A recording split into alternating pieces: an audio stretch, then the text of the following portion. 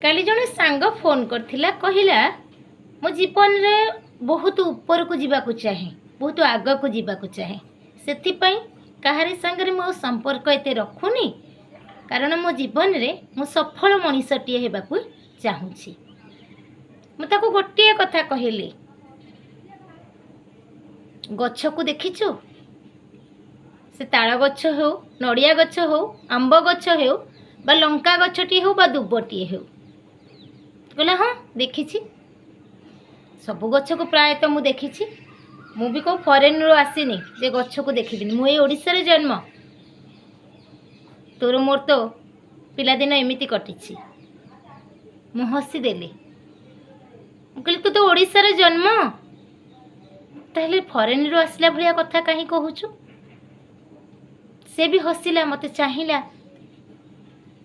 तो गछ कहवा कथाटा मु बुझी पारलिनी मते प्रश्न कला मु कहली देखिछु गछ को ता मूल कोठी लागिछि कहलु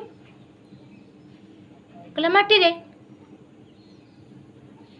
मु कहली गछटिया जेमिति माटी को छाड़ी की आकाश को छुई पारेनी सेहीपरि आमे आमर आत्मीय स्वजन आमर संपर्कीय आमर सांग साथी मान को छाड़ी करी आकाश रे उड़ी परिबानी कि बड़ मनीषटे हो पारानी से मानकर साहाय्य सहयोग भल पाइबा आंतरिकता आत्मीयता को लेकिन आम सांगरे नहीं कि आकाश रे उड़ी पारिबा। माटी नथिले आकाश रे परिकल्पना करी हुएनी तेणु प्रथमे माटी तापर आकाश। पिला माने गोटिए कथा कहिबी बापा माँ भाई भौणी सांग साथी समस्त को सांगरे रखिकी आगो को बढ़िया को चेष्टा कर।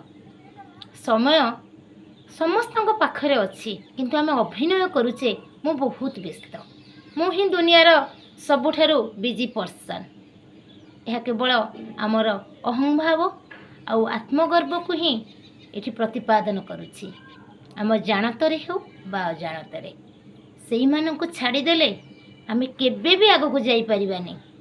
एतिके जो माने बुझी जाइछन्ति ना तांको पई आ किछि कष्ट लागिबोनी से माने सबु संपर्क को ता जगह साइती देकी तांको भविष्य को भी उज्जवल करि पारिबे एहा सत्य। तेणु मु ताहा पारिछि कि नाही मु भी एते सियोर नाही तथापि कोठी ना कोठी मु चेष्टा करे सब को करिबा पई। तुमे माने भी सबु संपर्क को सांगरे रखिकी चेष्टा करिवो आगो को जीवा पई। जेतेबेले आमे झुंटी पड़ुचे ना से संपर्कीय माने किए जने थिबे जदी ताहले हमको उठे नेबे बिना साहाय्य सहयोग रे आमे केबे भी आगो को जाई परिबानी।